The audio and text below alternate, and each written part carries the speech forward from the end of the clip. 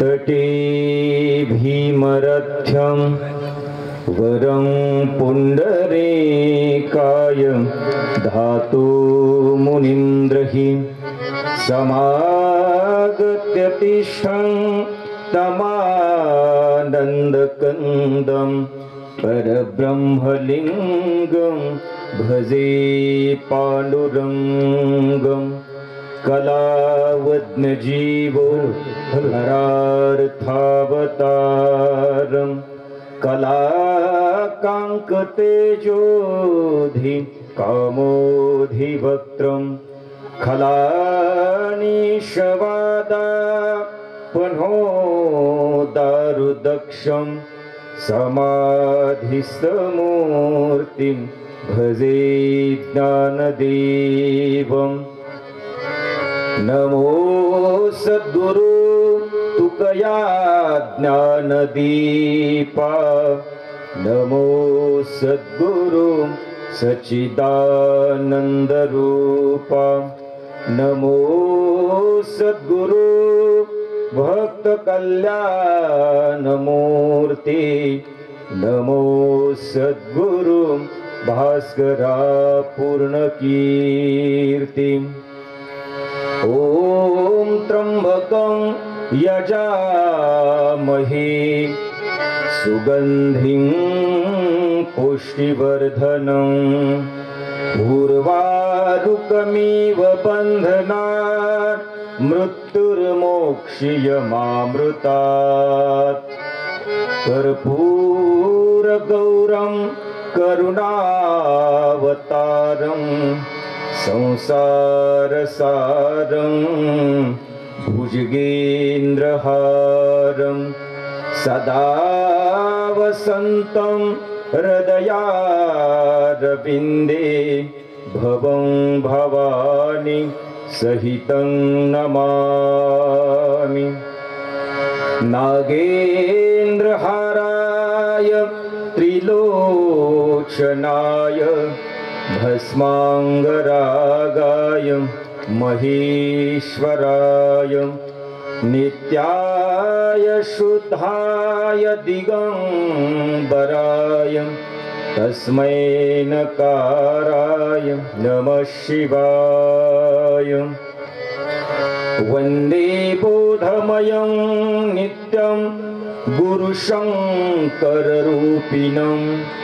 यमाश्रितो हि वक्रोऽपि चन्द्रः सर्वत्र वन्द्यते कैलासराना शिवचन्द्रमौली फणीन्द्रमाथा मुकुटिधरारी कारुण्यसिन्धु भवदुःखहारी तुझविन शंभो मज कोण तारी मनोजवं मारुततुल्यवेगं जितेन्द्रियं बुद्धिमतां वरिष्ठं वातात्मजं वानरयोतमुख्यं श्रीरामदूतं शरणं प्रपद्ये श्रीरामदूतं शरणं प्रपद्ये।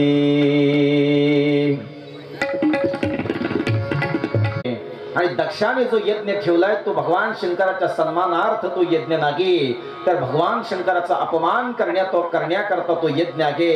त्यावेळेला त्या ठिकाणी सतीला समजून सांगितल्या जाते, अग सती, तुझं जरी ते मागेर असलं, तुझ्या बापाने जरी तो यज्ञ ठेवला असला तरी तो यज्ञ हा आपल्या सन्मानाकरता नाही, तर तो यज्ञ हा आपल्या अपमानाकरता आहे। मग आपल्याला त्या ठिकाणी जाता येणार नाही।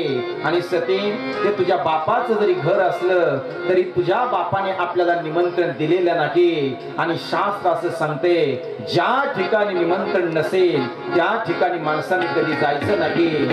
ज्या ठिकाणी निमंत्रण तुम्हाला नाही त्या ठिकाणी जर तुम्ही गेलात ना माझ्या दादांनो, तर एक दिवशी तुमचा अपमान ते लोक केल्याशिवाय राहणार नाही. पण ज्या घरी तुम्हाला कधी निमंत्रण नसेल त्या घरी माणसाने कधी जायचं नाही बघा. जिस घर पर आदर मान नहीं, उस घर पर जाना ना चाहिए. जिस घर पर आदर मान नहीं, उस घर पर जाना ना चाहिए.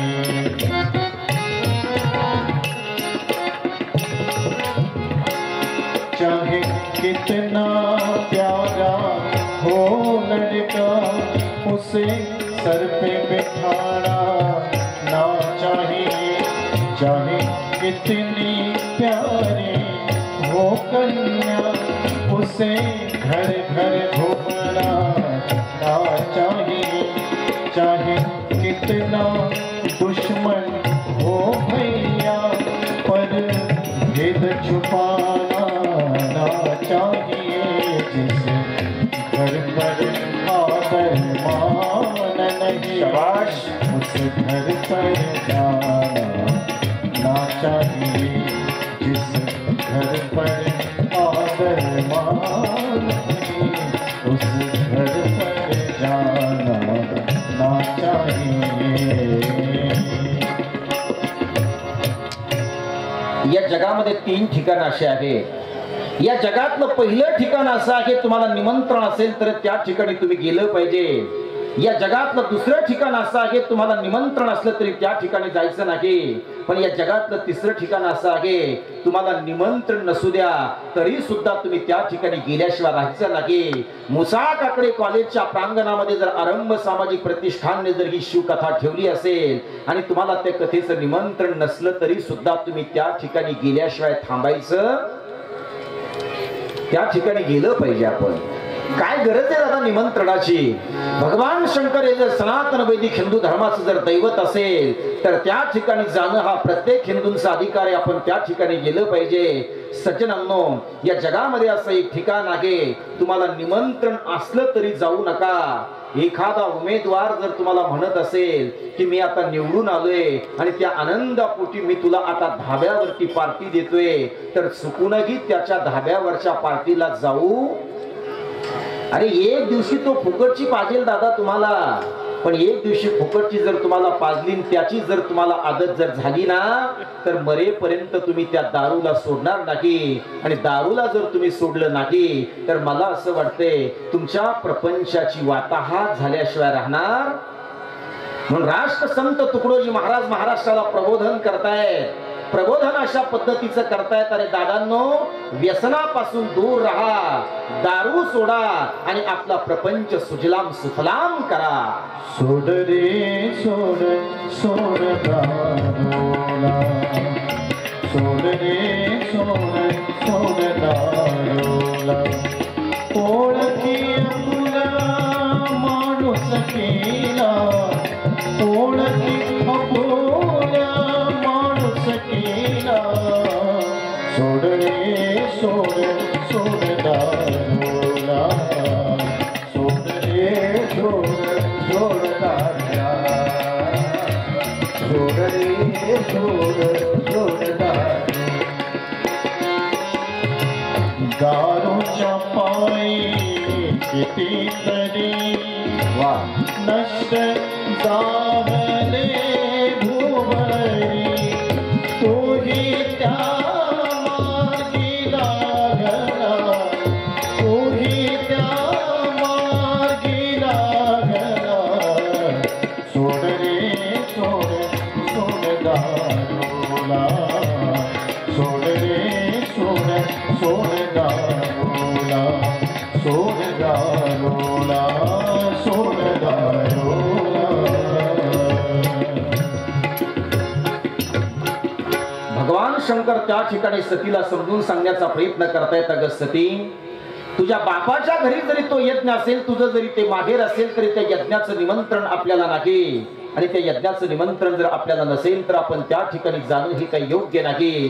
सती मात्र ऐकण्याकरता तयार नाही. शेवटी भगवान भोले बाबाचा नाविलाज होतोय. माझ्या भगवान सोमेश्वराचा नाविलाज होतोय. सोमेश्वर भगवान त्या ठिकाणी सतीला जाण्याची आज्ञा देत आहेत आणि सती ज्या वेळेला आपल्या माहेरमध्ये येते आणि माहेरामध्ये आल्याच्या नंतर ते यज्ञाची सुंदर तयारी त्या ठिकाणी चालू आहे.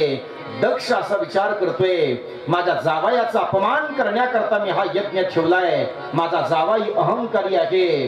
दक्ष हा भगवान भोले बाबा बद्दल असं बोलतोय, तो माझा जावाई आहे, तो या ठिकाणी येणार नाही, पण माझी मुलगी मात्र या ठिकाणी आल्याशिवाय राहणार नाही. आणि माझ्या मुलीचा अपमान मी जर केला तर तोच अपमान हा भगवान शंकराचा झाल्याशिवाय राहणार नाही.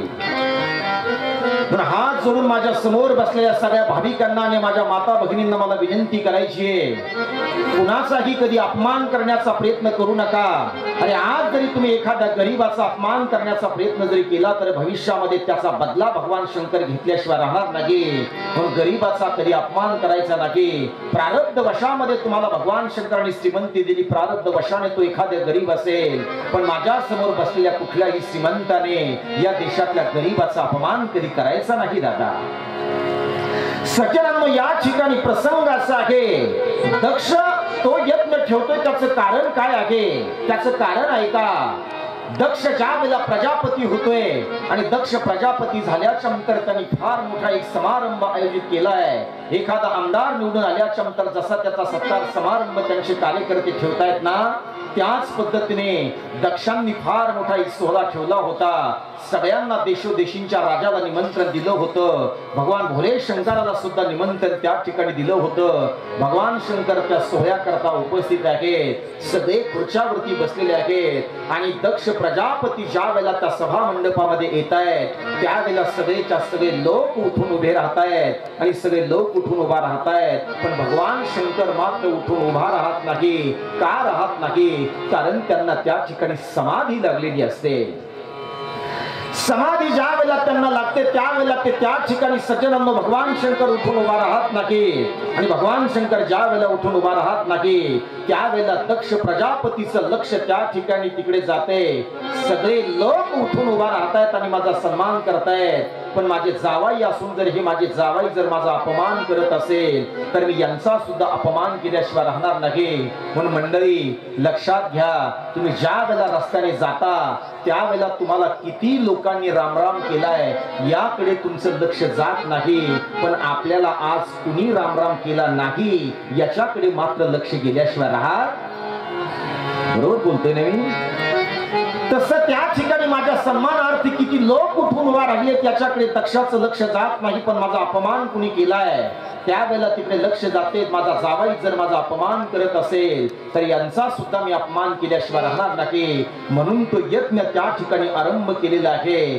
सती त्या ठिकाणी येते. सती त्या ठिकाणी आल्याच्या नंतर सज्जनांनो सती ज्या वेळेला आपल्या बापाचं दर्शन करण्याकरता जाते त्यावेळेला बाप मात्र सतीला दर्शन घेऊ देत नाही. महिला मंडळ, तुम्ही जर आपल्या माहेरामध्ये गेलात आणि माहेरामध्ये गेल्याच्या नंतर जर तुम्ही आपल्या बापाचं दर्शन घेण्याकरता गेलात आणि तुमचा बाप जर 2 पावलं जर पाठीमागे सरकला तर तुमच्या अंतःकरणाला किती व्यथा होती.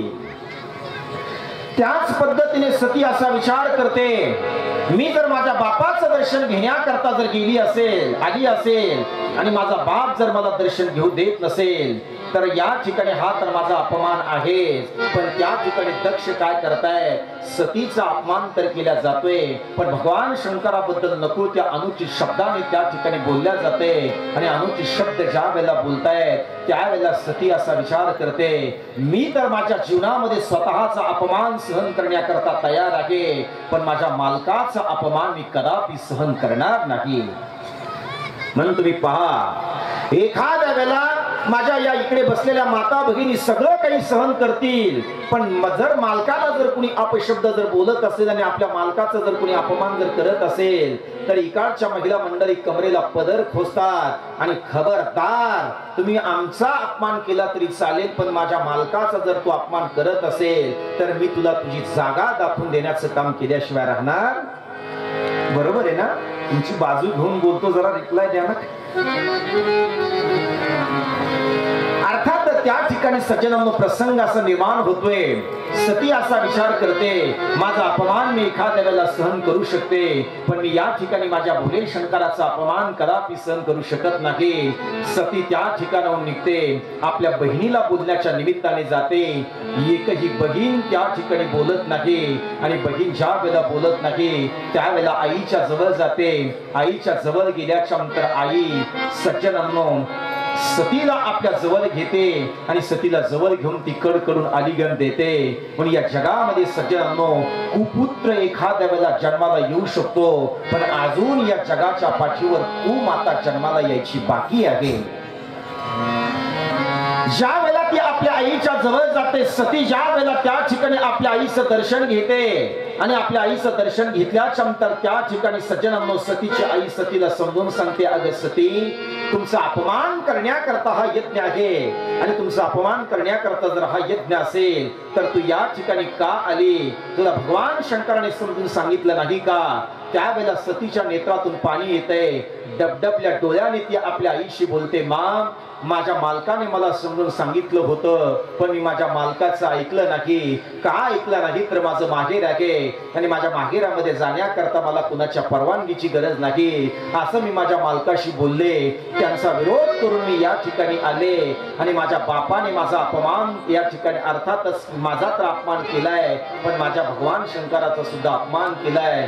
त्यावेळेला सतीचे नेत्र डबडबलेले आहे. सती आपल्या आई सोबत त्या ठिकाणी बोलते, आई,